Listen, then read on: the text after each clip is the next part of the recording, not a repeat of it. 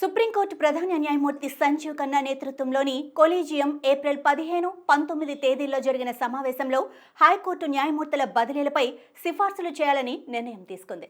హైకోర్టుల స్థాయిలో సమగ్రత, వైవిధ్యాన్ని పెంపొందించాల్సిన అవసరం ఉందని పేర్కొంటూ 7 హైకోర్టు న్యాయమూర్తులను బదిలీ చేయాలని సుప్రీంకోర్టు కొలీజియం సిఫార్సు చేసింది. ఈ ప్రకటన తాజాగా సుప్రీంకోర్టు వెబ్సైట్లో పొందుపరిచారు.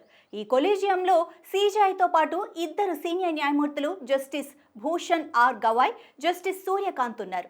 కర్ణాటక హైకోర్టు న్యాయమూర్తులు justice Krishna S Dixit, justice Hemant Chandan Gowda, justice Sanjay Gowda, justice K నటరాజన్లను బదిలీ చేయాలని సిఫార్సు చేశారు. తెలంగాణ హైకోర్టు న్యాయమూర్తి justice P Sreesudha, justice K Surender, Andhra Pradesh high court న్యాయమూర్తి జస్టిస్ కె మన్మథరావులను బదిలీ చేయాలని కొలీజియం సిఫార్సు చేసింది.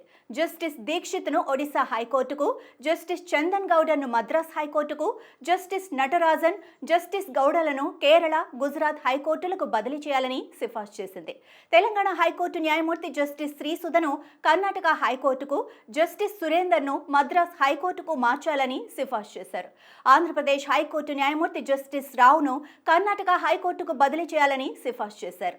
హైకోర్టుల స్థాయిలో సమగ్రత, వైవిధ్యాన్ని పెంపొందించడానికి, న్యాయ పరిపాలనా నాణ్యతను బలోపేతం చేయడానికి సుప్రీంకోర్టు కొలీజియం కింది హైకోర్టు న్యాయమూర్తులను బదిలీ చేయాలని సిఫార్సు చేస్తున్నట్లు పేర్కొంది.